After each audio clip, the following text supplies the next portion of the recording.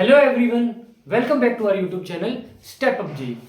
आज हम फिजिक्स की नई ब्रांच स्टार्ट करने जा रहे हैं, ऑप्टिक्स। अब से पहले हमने मॉडर्न फिजिक्स खत्म कर दिए। जिसने भी नहीं देखी एक बार जरूर जाके देखे, बहुत ही प्यारी प्लेलिस्ट बनी हुई है। ये जो टॉपिक है बहुत ही ज्यादा स्कोरिंग है। बहुत ही छोटे छोटे कॉन्सेप्ट्स को समझ के हम एडवांस के, मेंस के बहुत बड़े लेवल के क्वेश्चंस को भी इजीली कर सकते हैं, जो हमारी रेस्ट ऑफ द फिजिक्स है उससे कंपेरेटिवली इजी है। मॉडर्न फिजिक्स के बाद सेकंड नंबर पे जो आती है वो यही आती है, जिसके हम क्वेश्चंस बहुत इजीली क्रैक कर सकते हैं। तो बहुत ही बेसिक लेवल से स्टार्ट करेंगे। अगर किसी ने अब तक बिल्कुल भी ऑप्टिक्स नहीं पढ़ी है उसको भी समझ में आएगा। बहुत ही बेसिक लेवल से स्टार्ट करेंगे और उसको एकदम एडवांस लेवल पे लेके जाएंगे। तो स्टार्ट करते हैं ऑप्टिक्स। तो ऑप्टिक्स की कितनी होती है जी? दो ब्रांचेस होती है। पहली आपकी रे ऑप्टिक्स और दूसरी है वेव ऑप्टिक्स। रे ऑप्टिक्स को कभी कभी ज्योमेट्रिकल ऑप्टिक्स भी बोला जाता है, कई बुक्स में आप पढ़ोगे तो आप कंफ्यूज ना हो, इसलिए पहले ही बता देता हूं। ज्योमेट्रिकल ऑप्टिक्स तो एकदम सीक्वेंसली चलेंगे। सबसे पहले पढ़ेंगे रे ऑप्टिक्स। रे ऑप्टिक्स, अब रे ऑप्टिक्स के अंदर सबसे पहली बात आती है कि भाई कोई भी चीज है मुझे क्यों दिख रही है, या तो रिफ्लेक्शन या रिफ्रैक्शन की वजह से। और वो कराता कौन है, होती किसकी वजह से? मीडियम क्या है? तो मीडियम है आपका लाइट। और लाइट को भी हमने पढ़ा है, जो विजिबल स्पेक्ट्रम होता है, विजिबल स्पेक्ट्रम जो आपका विबग्योर होता है, विबग्योर, वही जो ह्यूमन आई होती है वो इसी को डिटेक्ट कर सकती है। अगर मैं आपका ईएमडब्ल्यू का स्पेक्ट्रम बनाऊं, इलेक्ट्रोमैग्नेटिक वेव्स का स्पेक्ट्रम, लाइट भी क्या है आपका? एक इलेक्ट्रोमैग्नेटिक वेव भी है ना। तो इधर से स्टार्ट करते हैं। गामा रे, इसको याद करने का एक बहुत ही मस्त तरीका बताऊंगा आपको। गामा रे, एक्सरे, अल्ट्रावायलेट, फिर यहां पे आपका आ जाएगा विजिबल, फिर आपका इंफ्रारेड, आपका फिर माइक्रोवेव, और फिर आपका रेडियो वेव्स। तो पता है उस टाइम पे जब मैं आपके टाइम पे था तो मैंने ऐसे याद किया था, गा रे U V in my radio. देखो, गा रे U V in my radio. गा रे U V in my radio. गा मतलब गामा रे, रे मतलब एक्सरे, यू मतलब यहां पे आपका अल्ट्रावायलेट, वी मतलब आपका विजिबल, आई मतलब इंफ्रारेड, एम आई मतलब माइक्रोवेव्स, आर ए मतलब रेडियो वेव। ठीक है, सिंपल है। अब देखो यहां पे आपका अल्ट्रावायलेट क्या रहा है? वायलेट। यहां पे आपका इंफ्रारेड क्या रहा है? रेड। इसका मतलब जो आपका विजिबल स्पेक्ट्रम चलेगा वो कहां से चलेगा? यहां से चलेगा आपका विबग्योर। और इसका तो हमें पता ही है कहां से स्टार्ट होती है भाई लैम्डा, आपका 4000 एंगस्ट्रम से 7500 एंगस्ट्रम।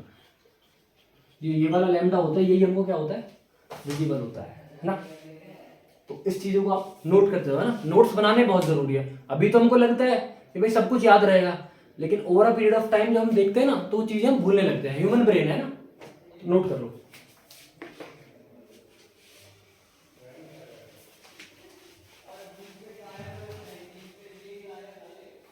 अब रे ऑप्टिक्स के अंदर सबसे पहली चीज आती है आपकी रिफ्लेक्शन। ठीक है, रिफ्लेक्शन सबने पढ़ा हुआ है 9th-10th क्लास के अंदर।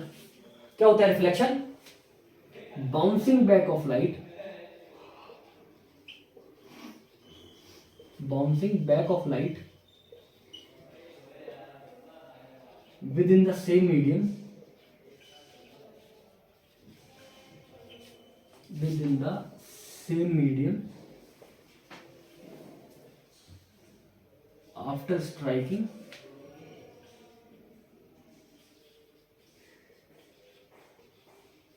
a surface। बहुत ही सिंपल लैंग्वेज में लिखा है, समझ में भी आ गया होगा, है ना। बाउंसिंग बैक ऑफ लाइट, ये आपका एक सरफेस, ये थोड़ा शाइनी बना दिया मैंने इधर से आपकी रे आई और बाउंस बैक होके चली गई, है ना। ये आपकी इंसिडेंट लाइन, ये आपका रिफ्लेक्टेड रे, ये आपका नॉर्मल, ये आपका एंगल ऑफ इंसिडेंस, ये आपका एंगल ऑफ रिफ्लेक्शन। ठीक है। अब अगर रिफ्लेक्शन पढ़ रहे हो तो भाई लॉ ऑफ रिफ्लेक्शन भी आना चाहिए हमको, है ना। ये आपका अभी तक तो रिवीजन ही चल रहा है ना, पढ़ा होगा पहले, लॉ ऑफ रिफ्लेक्शन। पहला लॉ क्या कहता है, angle I equals to angle, मतलब कि angle of incidence equals to angle of reflection. दूसरा लॉ जो मेजोरिटी ऑफ द पॉपुलेशन को स्टार्टिंग में समझ में नहीं आता भाई होता क्या है, लेकिन रट लेते हैं, ठीक है। आज उसको समझाएंगे अच्छे से, एक बार में समझ में आ जाएगा कि आपका जो इंसिडेंट रे है, incident ray, reflected ray and normal all lie in same plane. अब इस सेम प्लेन वाली बात क्या है भाई कि ये तीनों सेम प्लेन के अंदर रहेंगे। देखो सपोज करते हैं मेरे पास ये बोर्ड है, ठीक है। अब लाइट आई ऐसे, ठीक है, ये मेरा सरफेस हो गया एक, लाइट आई यहां पे टकराई तो ये ऐसे ही जाएगी, ऐसे नहीं, लाइट आई ऐसे और ये ऐसे चली गई तो आपका सेम प्लेन नहीं बनेगा, ठीक है। लाइट आई ऐसे ऐसे गई, आपका फिर नॉर्मल भी यहीं पे बनेगा, तो एक प्लेन के अंदर लाई करेगा, ठीक है। सिंपल सी बात थी, समझ में आ गई होगी, ठीक है। उसको रब करते हैं।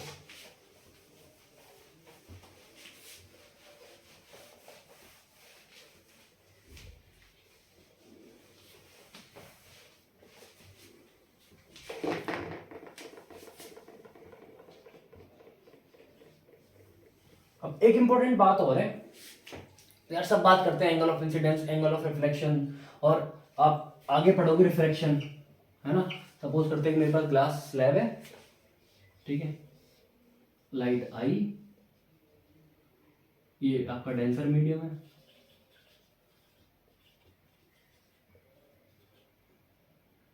ये बेंड हुई और ये बाहर इमर्ज होती हुई निकल गई।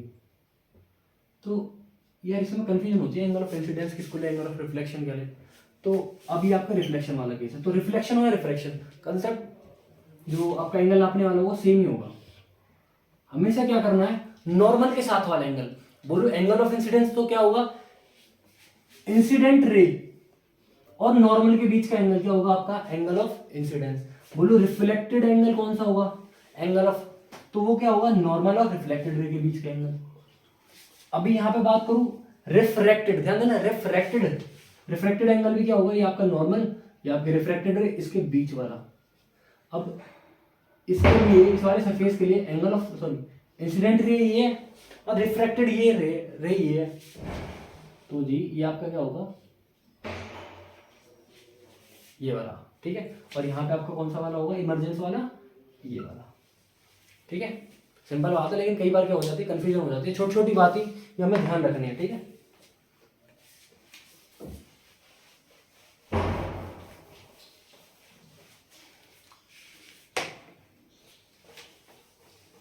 अब बात करते हैं स्फेरिकल सरफेसेस।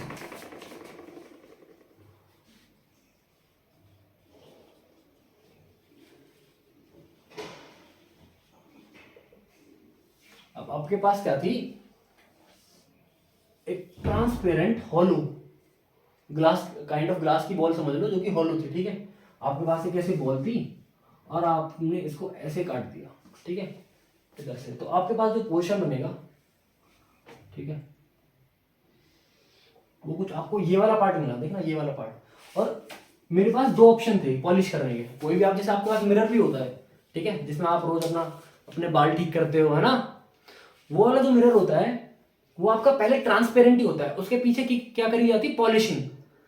जब उसकी पॉलिशिंग अच्छे से हो जाती है, मतलब किसी भी डार्क साइड से, पीछे की तरफ से उसकी पॉलिशिंग होती है, तभी मुझे क्या दिखती है, अपनी इमेज दिखती है अच्छे से क्लियरली, है ना। वैसे तो मुझे ट्रांसपेरेंट में भी दिख जाती है, लेकिन अगर अच्छे से इमेज देखनी है तो क्या, पॉलिशिंग होती है। तो यहाँ पे जो मैंने ग्लास सरफेस निकाला है, मेरे पास दो ऑप्शन थे, या तो मैं क्या कर दूं, इधर साइड पॉलिशिंग कर दूं, या फिर मैं कर दूं इधर साइड पॉलिशिंग कर दूं। ठीक है, तो उनमें से एक का नाम रखा गया कॉनकेव, एक का नाम रखा गया कॉन्वेक्स। और कौन सा कॉनकेव, कौन सा कॉन्वेक्स? तो ये है जी आपका कॉनकेव, ये है आपका कॉन्वेक्स मिरर।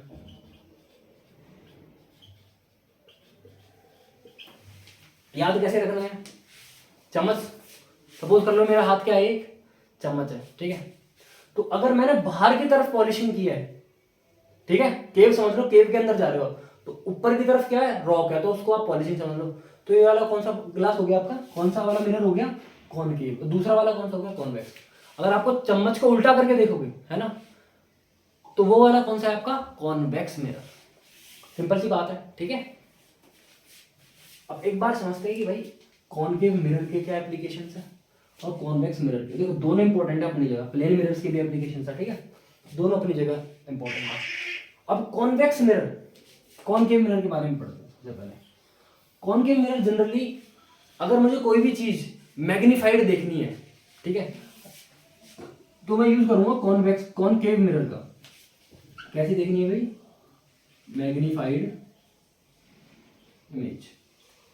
जैसे कि आप सपोज करो आप डेंटिस्ट के पास गए, तो वो क्या करता है, आप अगर मुझे अंदर वाले दांतों में कैविटी है ना, जैसे मोलर टीथ होते हैं ना, तो उसके अंदर अगर मुझे चेक करना है, तो वो डॉक्टर यूज करते हैं एक छोटा सा, उनके पास मिरर होता है, उसके थ्रू देखते हैं।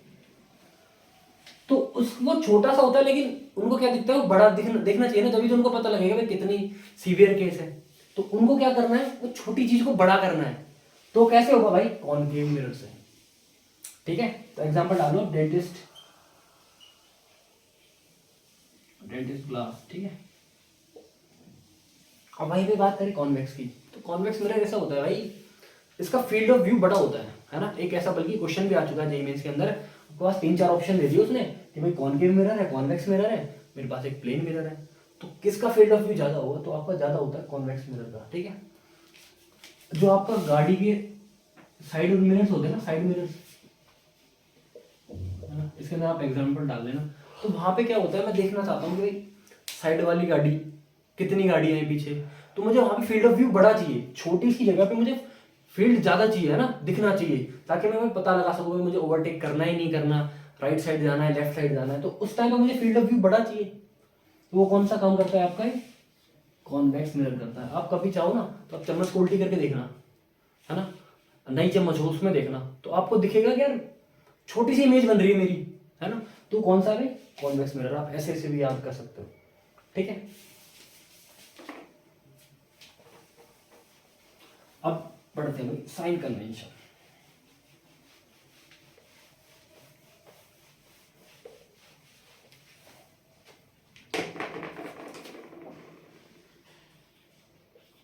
साइन कन्वेंशन,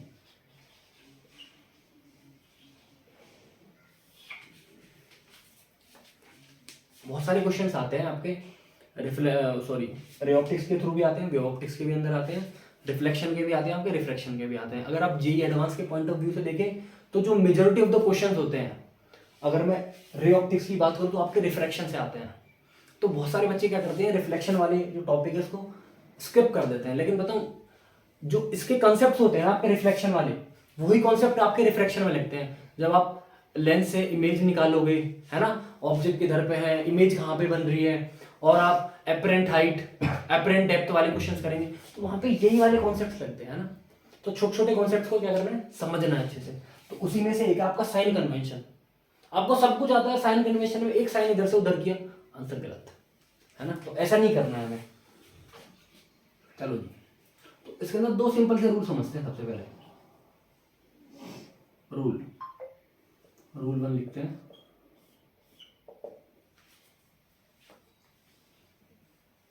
कि लाइट ट्रेवलिंग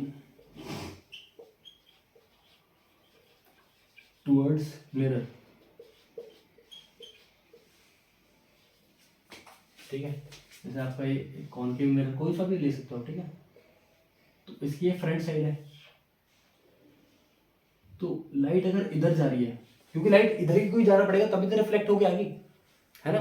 जब लाइट हमारी आंखों में टकराती है ना तभी हमको इमेज दिखती है। ऐसा नहीं कि हमारी आंखों से लाइट निकलती है वो किसी ऑब्जेक्ट पे टकराएगी तो हमको दिखेगा, नहीं, लाइट आई उस ऑब्जेक्ट से टकरा के हमारी आंखों में पहुंची तब जाके हमें कोई स्पेसिफिक ऑब्जेक्ट दिखता है। ठीक है, तो यहाँ पे भी ऐसा ही केस होगा, पहले लाइट जाएगी, ठीक है, मिरर में टकराएगी तब हमारी आंखों में आके लगेगी। तो लाइट ट्रेवलिंग टुवर्ड्स मिरर, इस वाले कंसेप्ट के ऊपर चलते हैं और इसके अंदर पहला पॉइंट लिखते हैं, distance opposite to mirror is taken negative.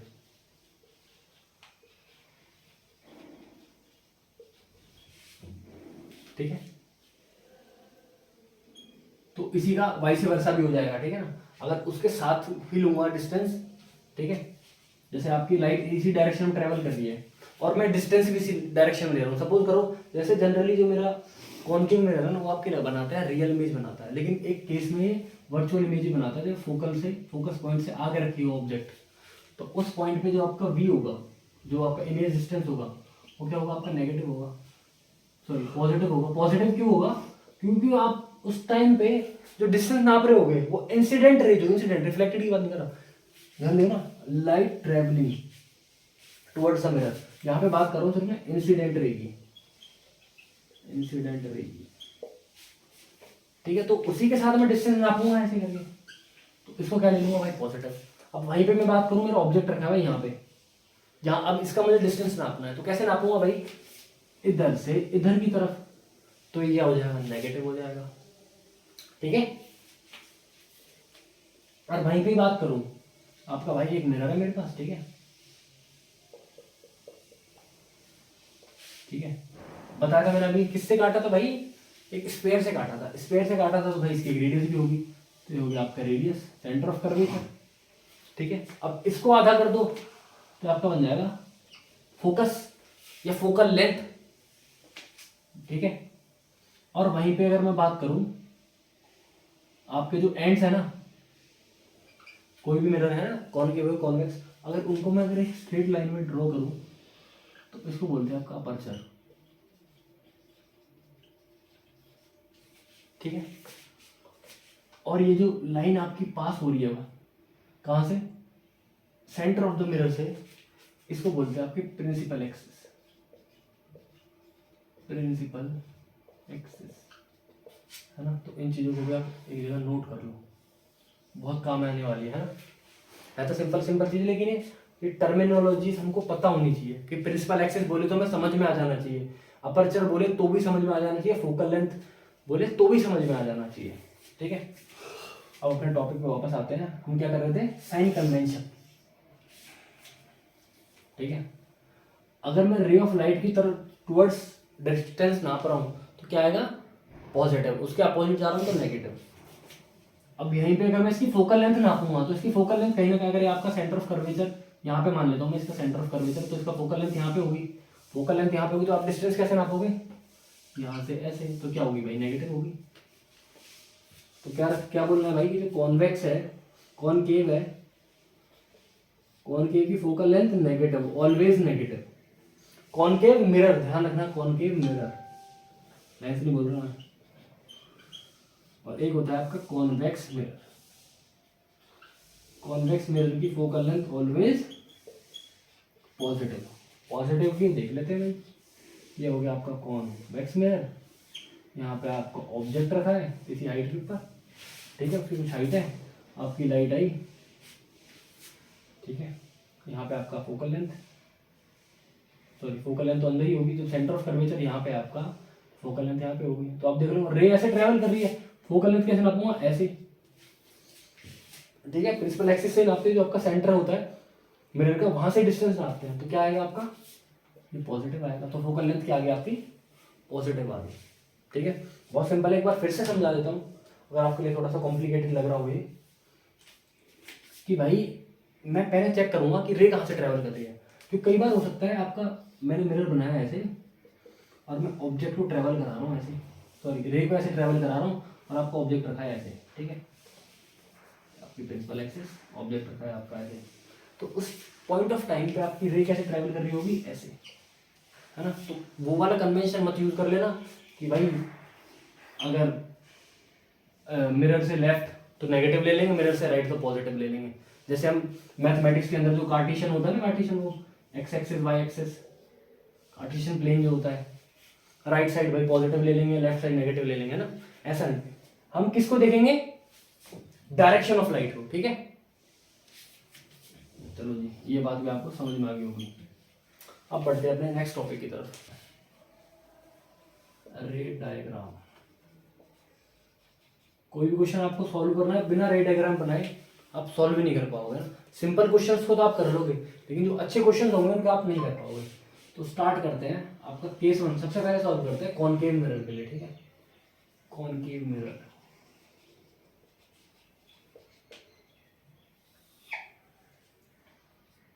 इसमें पहला आपका बनाते हैं कि आपका ऑब्जेक्ट इज एट इन्फिनिटी। आपको ऑब्जेक्ट रखा हुआ है इन्फिनिटी पे, तो आपकी इमेज कैसे बनेगी। तो देखो इसके अंदर एक सिंपल सादा रूल है कि भाई अगर मुझे इमेज बनानी है तो कम से कम दो रेज चाहिए मुझे, उनका इंटरसेक्शन चाहिए, ठीक है। तो जी करते हैं, तो रूल लिख लेते हैं यहीं पे, ठीक है। और रूल 1 क्या है, सबसे पहला तो भाई मुझे at least 2 rays are required,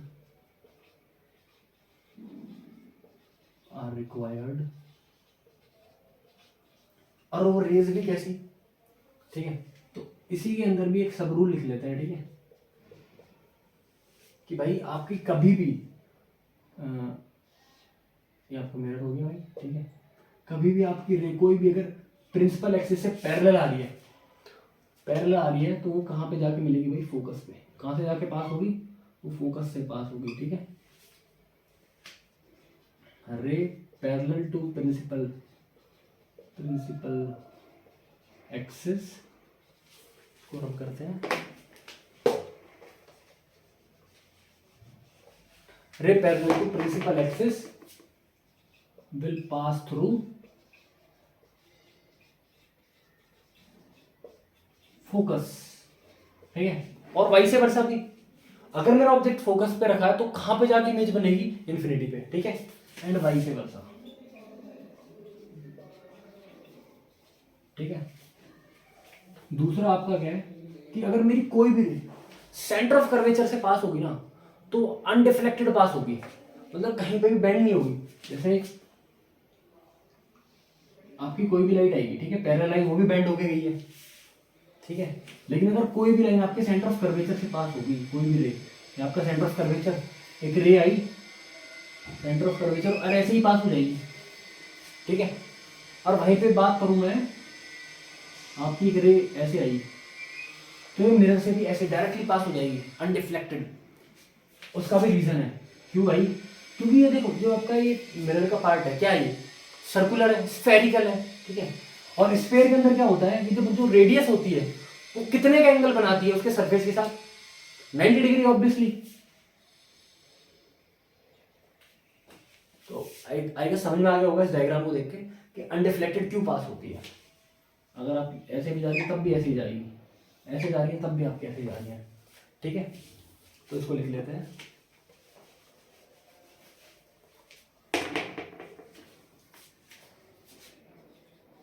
रे पासिंग थ्रू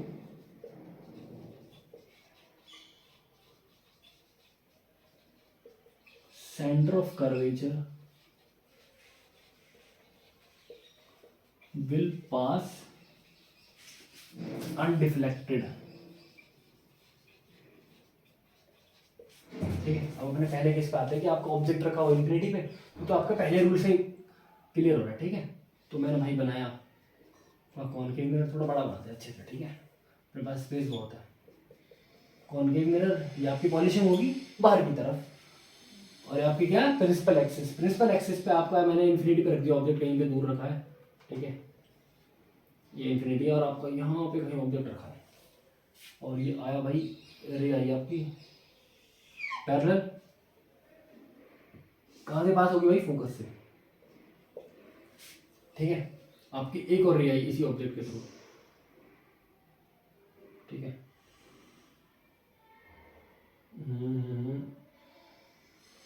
चलो एक और मान लेते हैं, ऐसे ऑब्जेक्ट रखा था आपका, ये भी आएगी ऐसी और ऐसी पास हो जाएगी, तो आपकी फोकस पे क्या हो जाएगी, बहुत ही छोटी डिमिनिश्ड इमेज बनेगी।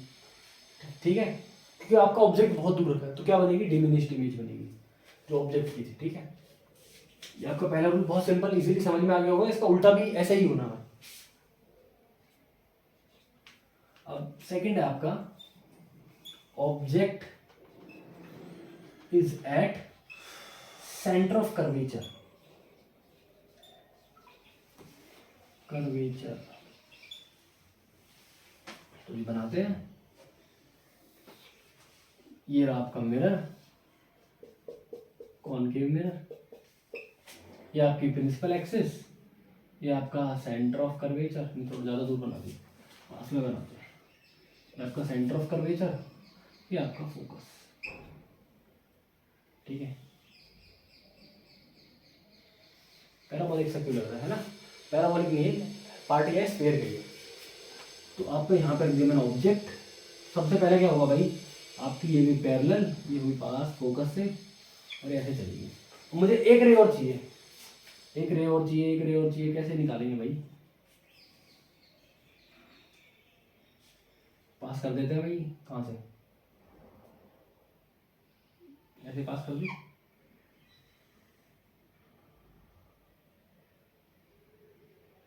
नहीं सॉरी, ऐसे पास करते हैं, फोकस से पास करते हैं, ऐसे निकल जाएगी, इसको रब करते हैं।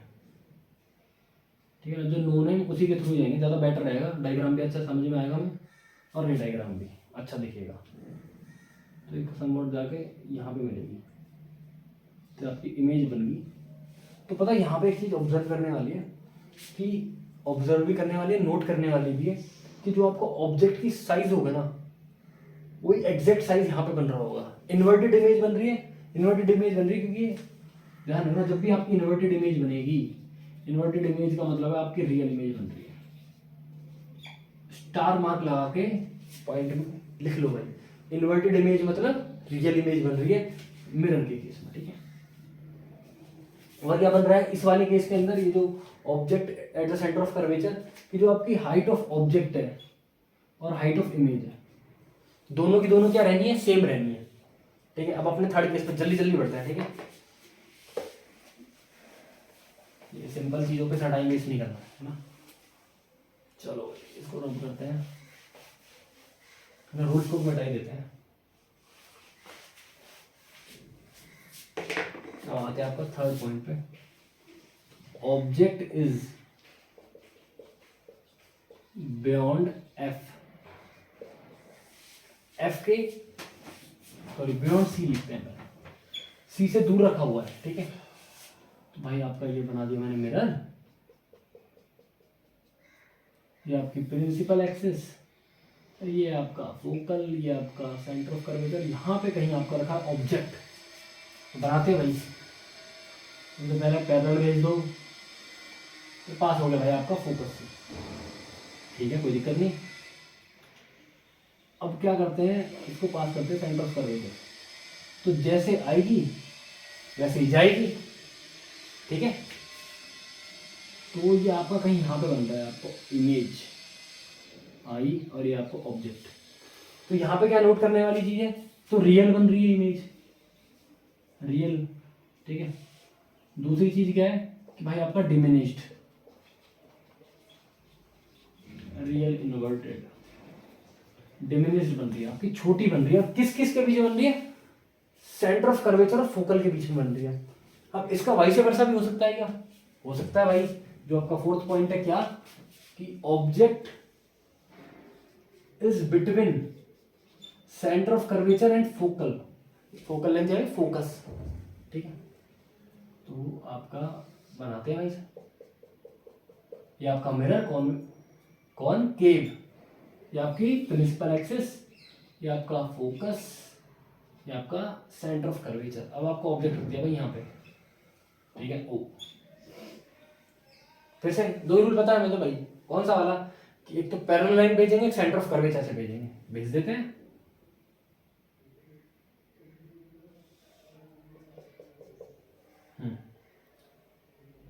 ये आपकी लाइन पैरेलल, ये पास होगी फोकस से, और एक भेज देते हैं सेंटर ऑफ कर्वेचर से। ओ भाई कहाँ पे देखो कितनी बड़ी इमेज बन रही है यहाँ पे, ठीक है।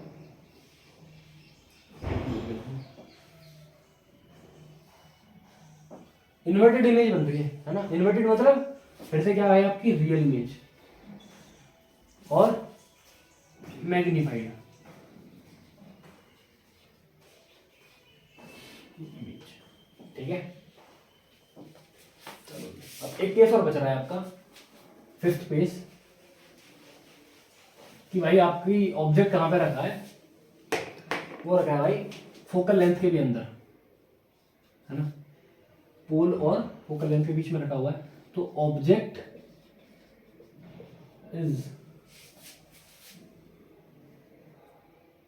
Eight is between pole and focus. अभी पोल क्या है, पोल भाई यही आपका पॉइंट है जो सेंटर है, जहां से आपकी प्रिंसिपल एक्सिस पास हो रही है किससे, मिरर से, तो ये आपका पोल है।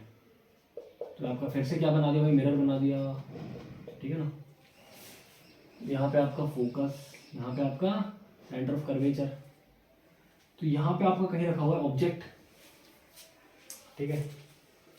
तो सबसे पहला वाला फंडा तो वही भाई, आपकी लाइट आएगी और ये पास हो जाएगी फोकस से, नहीं हुई क्या पास, फिर से कर देते हैं,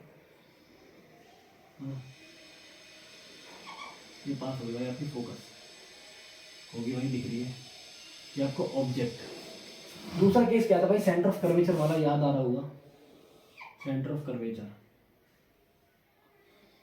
तो ये थोड़ा डायग्राम उससे थोड़ा अजीब सा बन गया, ये आपका ऑब्जेक्ट,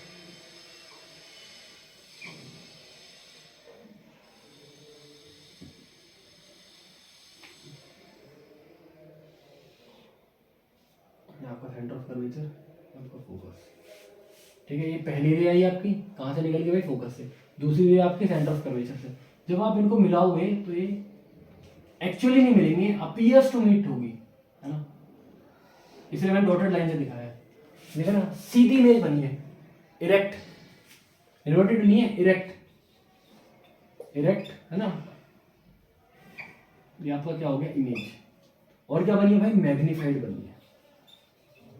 तो कॉनकेव के केस में, कॉनकेव के केस में क्या मिल रहा है भाई मुझे, ये सारी इमेजेस रियल है, बस एक केस को छोड़ के। कौन सा वाला केस, जब आपका ऑब्जेक्ट कहां पे रखा है, फोकस पे और पोल के बीच में रखा हुआ है। तो सिंपल समझ में आ गया होगा।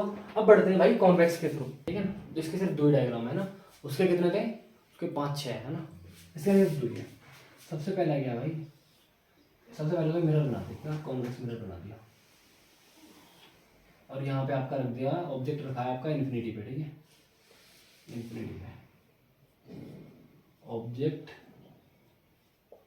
इज एट इन्फिनिटी, तो भाई आपकी रे आएगी और रिफ्लेक्ट होकर चली जाएगी, चलेगी भाई, आपकी रे आएगी और रिफ्लेक्ट होकर चली जाएगी, और क्या होगा, अपीयर्स टू मीट होगा कहाँ पे, फोकस पे। बन गई इमेज, कैसी, इमेजिनरी इमेज। आपका दूसरा केस क्या है कि object is anywhere on principal axis, principal axis, ठीक है, ये प्रिंसिपल एक्सिस बनाते हैं भाई। ये आपका कॉन्वेक्स मिरर, ये आपकी प्रिंसिपल एक्सिस, और ये आपका मैंने रख दिया यहाँ पे भाई ऑब्जेक्ट, ठीक है, रख दिया, कोई दिक्कत नहीं। चलो यार मिरर को अच्छे से बनाते हैं, है ना, सही नहीं लगा।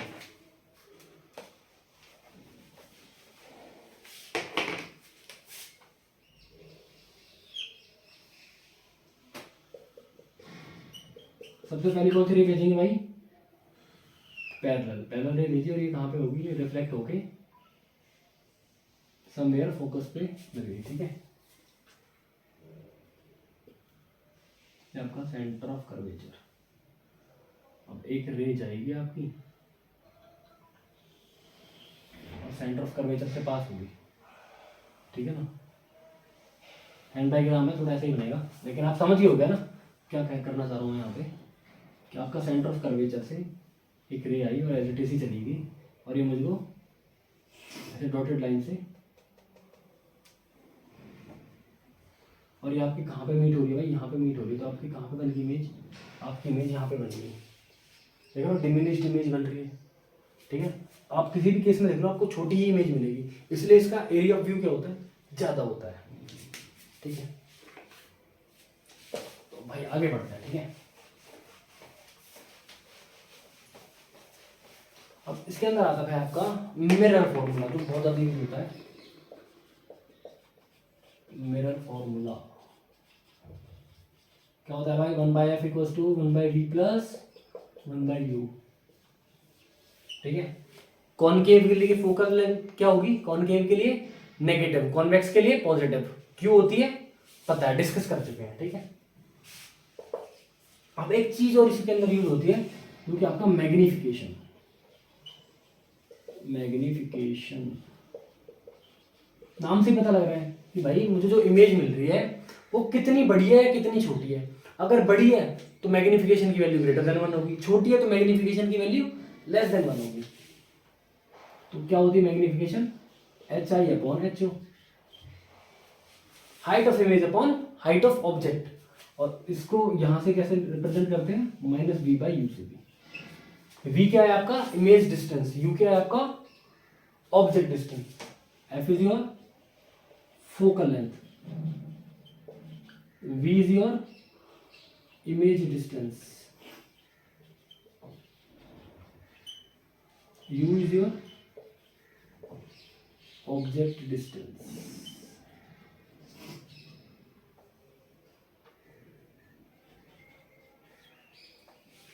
ठीक है, अब एक क्वेश्चन और करते हैं इसके ऊपर।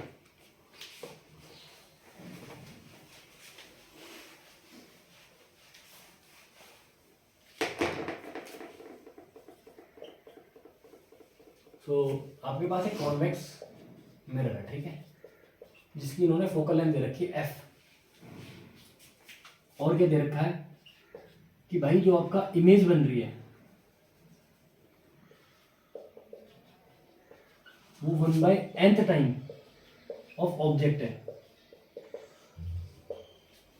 So find the distance of the object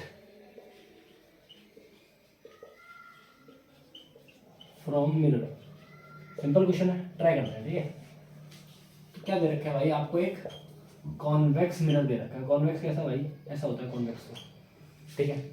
आपका कहीं पे यहाँ पे रखा हुआ है भाई आपका ऑब्जेक्ट,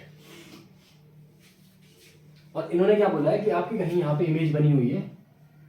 इमेज मान लेते हैं यहाँ पे बन के आपकी बनी, कैसे वो हमको पता है भाई, एक रे जाएगी ऐसे निकल जाएगी और ये अपीयर्स टू मीट होगी फोकस पे, और ये आपका हो गया सेंटर ऑफ कर्वेचर। थोड़ा और आगे जाएगा भाई सेंटर ऑफ कर्वेचर, और ये ऐसे करके पास हो जाएगा, जैसे आई वैसे ही चलेगी। और ये डॉटेड लाइन, डॉटेड की भाई इमेजिनरी है क्योंकि अपीयर्स टू मीट हो गया, ठीक है। तो आपकी समवेयर यहाँ पे क्या बन रही है इमेज। तो आपकी मैग्निफिकेशन की वैल्यू कितनी होगी भाई, 1/n HI/HO, ये इसमें दे रखा है। और मुझे पता है किसके बराबर होता है, -v/u के। तो मैं बोल सकता हूँ u is your -vn, first equation.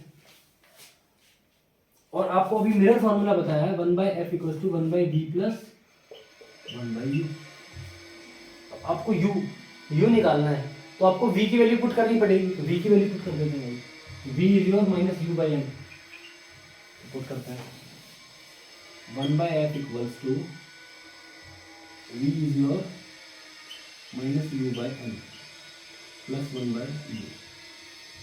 तो आपका कैसे सिंप्लीफाइड हो जाएगा, 1/f equals to -n/u plus का 1/u।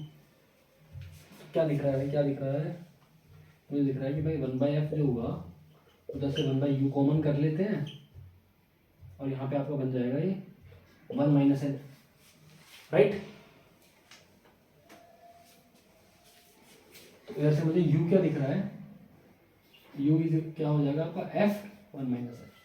सिंपल था, ये आपका आंसर आ गया होगा, u is f into 1 - n। सो आज का लेक्चर यहीं तक रखते हैं। आई थिंक आपको रिफ्लेक्शन बहुत अच्छे से समझ में आ गया होगा। कुछ क्वेश्चंस खुद से एक बार ट्राई कीजिए। तो मिलते हैं नेक्स्ट लेक्चर के अंदर, तब तक पढ़ते रहिए, लिखते रहिए और देखते रहिए स्टेप अप जी।